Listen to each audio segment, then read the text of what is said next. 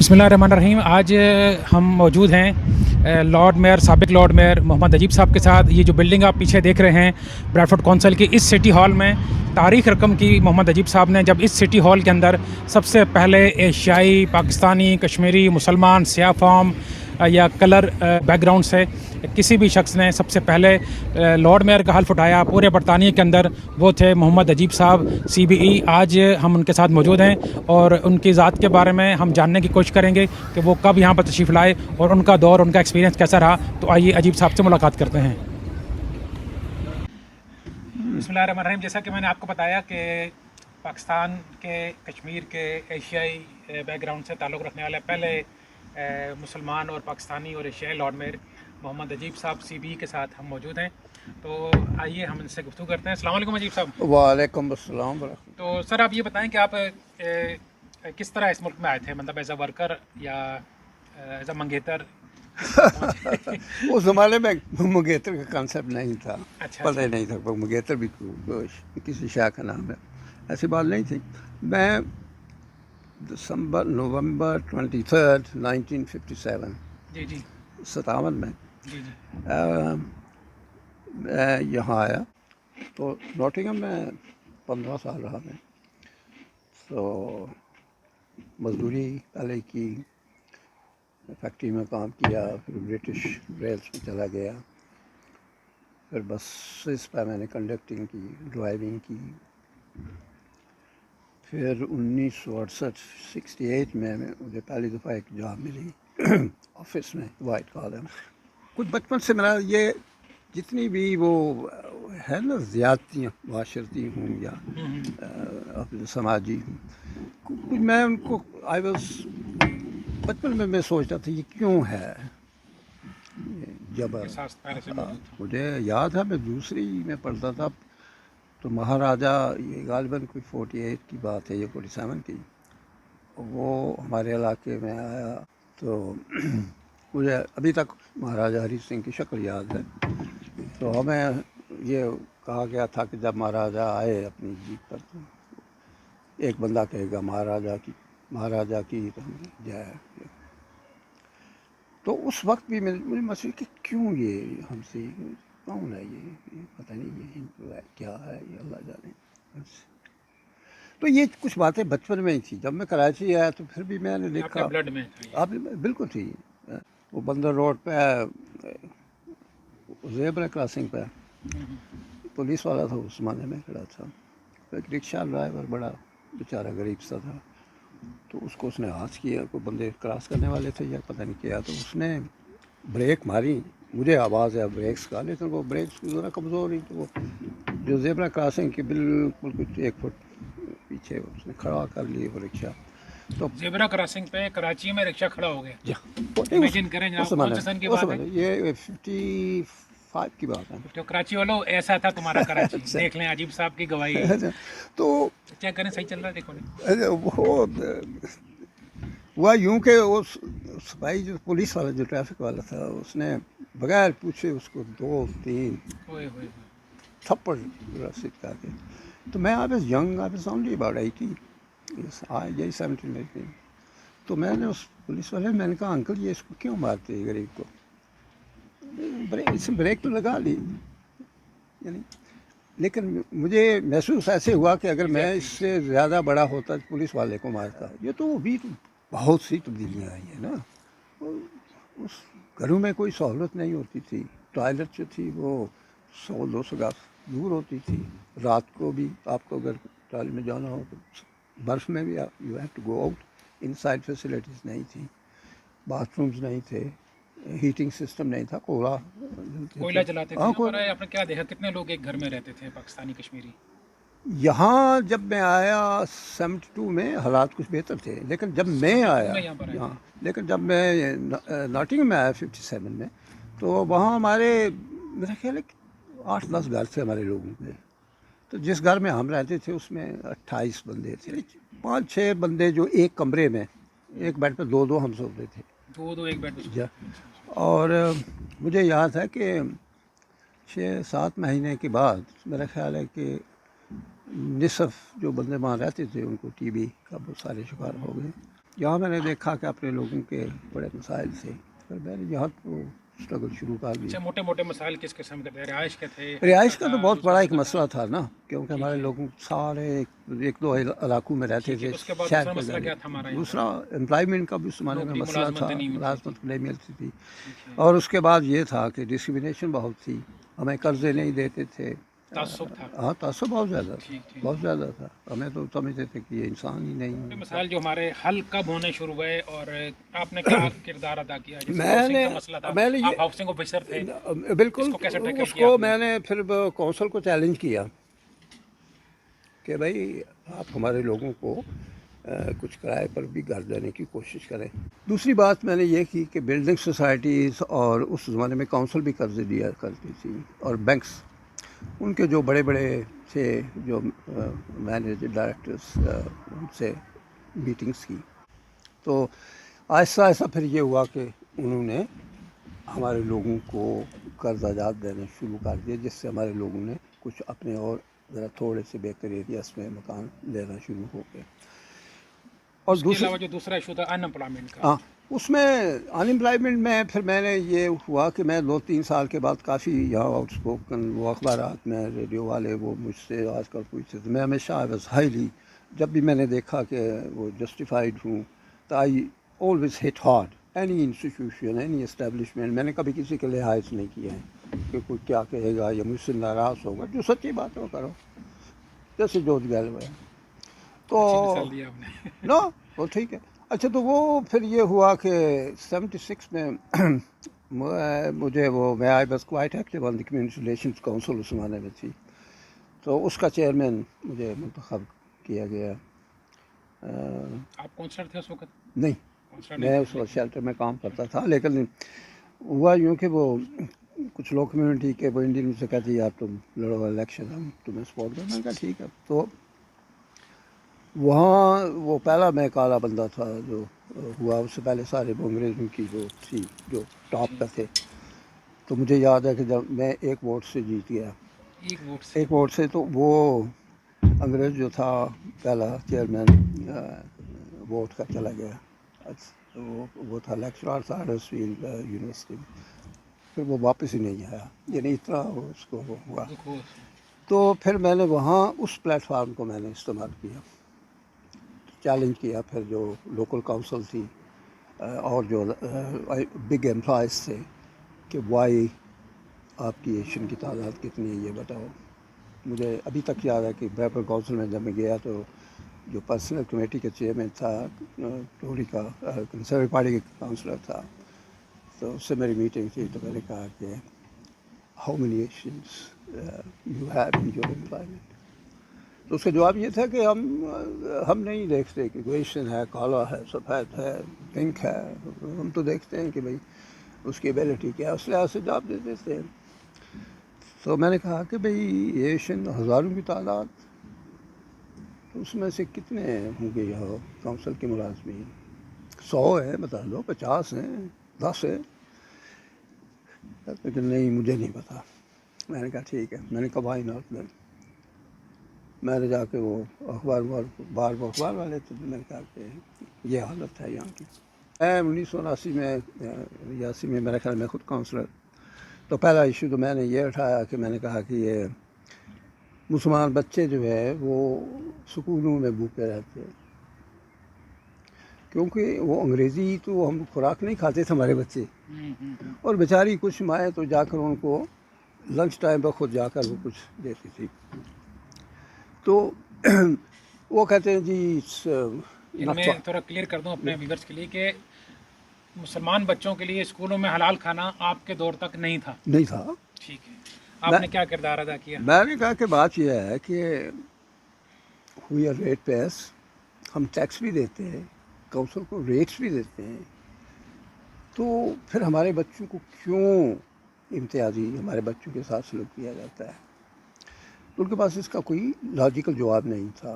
वैसे तो सियासी जवाब तो होते हैं ना, ये है वो है। तो मैंने कहा नहीं, कहते हैं इट्स डिफ़िकल्ट। मैं कहता nothing is difficult if there is a will there is a वे। तो फिर मैंने अपनी कम्युनिटी को ऑर्गेनाइज़ किया, जैसे मैंने आपसे पहले कहा था।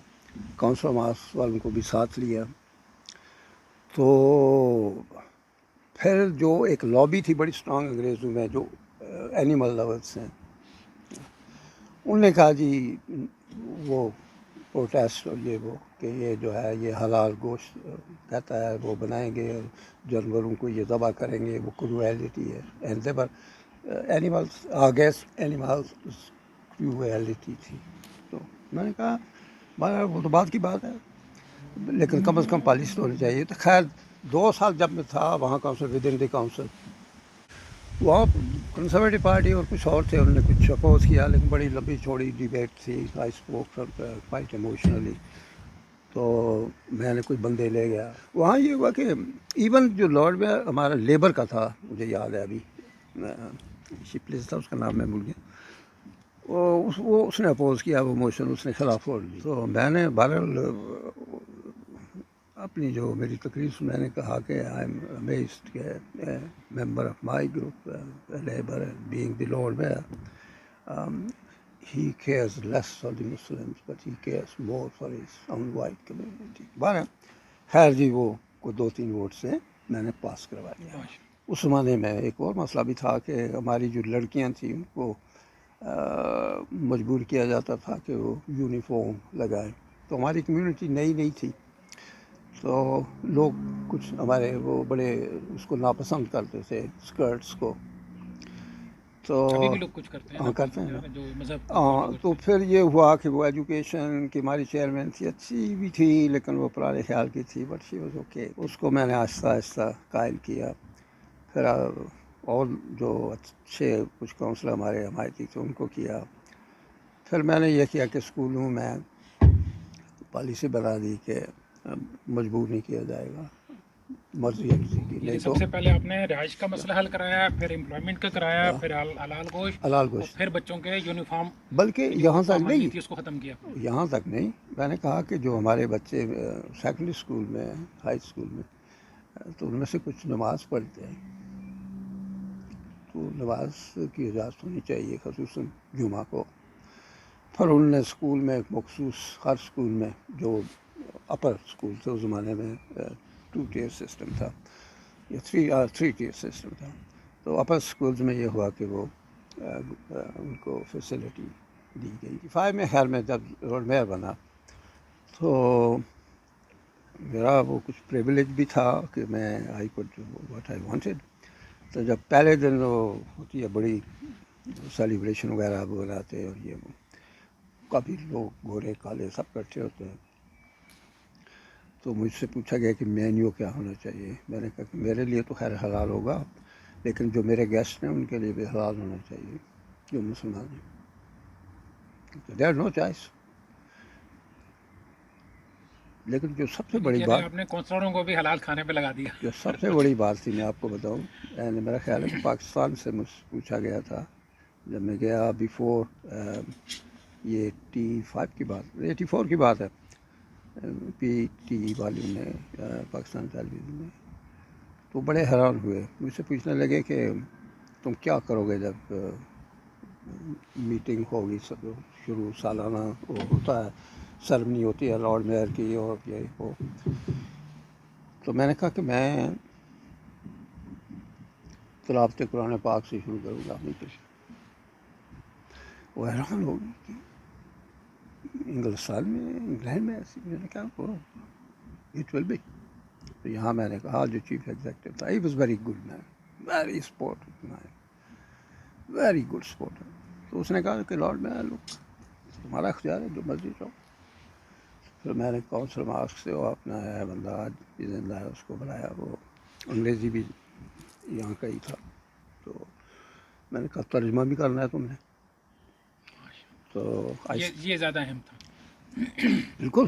I started the proceedings of the full council meeting with the recitation from Quran. کونسلوں نے چڑھائے. یہ اعزاز بھی آپ کو اللہ نے دیا کہ آپ نے پہلی بار کونسل کے اندر آپ تلاوت کی. آپ نے پہلی دفعہ ہوا پورے انگلینڈ میں. میں نے کہا بتایا میں ایسا بندہ نہیں ہوں کہ وہ اپنی بڑائی بتاؤں. آپ نے کبھی نہیں ہائی لائٹ کیا. صحیح کیا. اچھا وہ یہ ہوا کہ کچھ انگریزوں نے بڑا برا بنایا، اخبارات میں بھی کچھ انگریزوں نے لیٹر، میں نے کہا یار ٹھیک ہے، میں نے اٹس ڈن. تو پھر میں نے کہا کہ میں اپنا رکھتا ہوں، جیسے گورے کا تو ہوتا ہے نا اپنا پادری، تو میں نے کہا میں اپنا مسلمان جو ہے وہ اسی بندے جس نے کی نا اس کو میں نے کہا سال بھر یہ میرے ساتھ رہے گا، یہ ول بی مائی گائیڈ. ٹھیک ہے، انہوں نے کہا ٹھیک ہے. تو بس ایسے ہی پھر میں نے یعنی کہ جو چیزیں ہم آج یہاں پر انجوائے کر رہے ہیں، حلال گوشت ہے، بالکل ایسے ایکوالٹی ہے، ایجوکیشن ہے، فیتھ اسکول ہیں، اور پارلیمنٹ کے اندر یا کاؤنسلنگ کے اندر تلاوت ہے، یہ سب چیزیں بالکل اس کے پیچھے آپ نہیں لوگوں کی بالکل محنت ہے، ہاں، اسٹرگل ہے، جس سال جدوجہد کی آپ لوگوں نے. بالکل جس سال وہ زیادہ میری جلد اور اس میں کچھ ماسوال لوگ تھے. Shiraz was great man. طبقاتی نظام میں طبقہ بڑا امپورٹنٹ پلے کرتا ہے پارٹ سیاست میں بھی. اچھا، جب آپ میں مختصر کرنا چاہ رہا ہوں، جب آپ نے حلف اٹھایا کیسا محسوس ہوا؟ آپ کو اس طرح سے ویلکم کیا گیا پاکستان میں کمیونٹی کے اندر؟ آپ کے کیا جذبات سے احساسات تھے؟ میرے جذبات یہ تھے کہ یہ ایک آلدو اٹس ڈیفیکلٹ ٹاسک، سمجھتے یہ مشکل کام ہے لیکن کسی نہ کسی نے کرنا ہے. اور اگر میرے ذمہ اللہ نے یہ لگا دی ذمہ داری تو I must do it according to my best my ability. یعنی میں نے اس کو آج دن تک میں نے یہ نہیں سمجھا کہ وہ بڑا کوئی اعزاز صاحب، وہ میں پہلا بندہ تھا لارڈ میں، بڑا ہوتا ہے نا بندے میں وہ ایک دماغ میں ایک بات آ جاتی ہے. میں خالی اس کو ایک جاب سمجھتا تھا ایز اے ڈیوٹی، کہ جو آئندہ آنے والی نسلیں ہیں یا آئندہ جو آئیں گے سیاست میں ان کے لیے دروازہ کھول. لیکن وہ انگریزی میں کہتے ہیں کہ first impression is the last impression.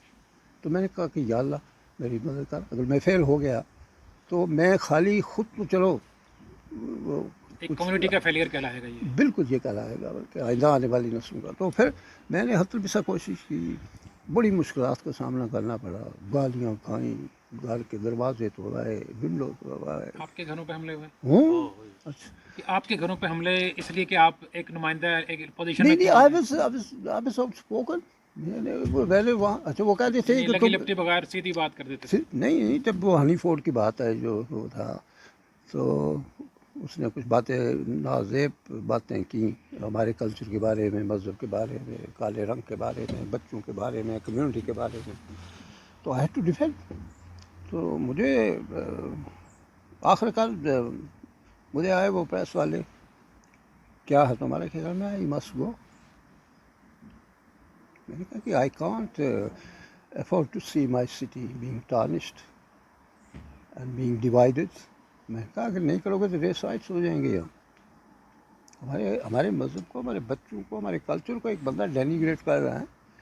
He is a head teacher اور اس کو نہیں زیب دیتا کہ وہ سیاست میں انڈلج کرے اپنے آپ کو. تو امپلائی ہے کونسل کا، نو آنسر. بس اس زمانے میں یہ تھا کہ اس کے سپورٹر زیادہ تھے مجھ سے، صاف سارے.